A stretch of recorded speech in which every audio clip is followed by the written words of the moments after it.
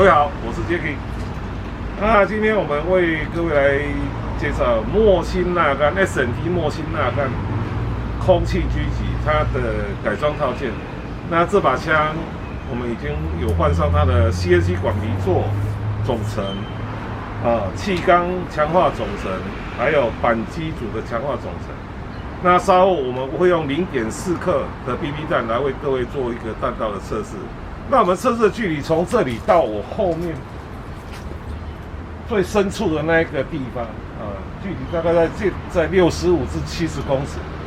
那稍后为各位来展示一下它这把枪改装后所展现出来的一个性能。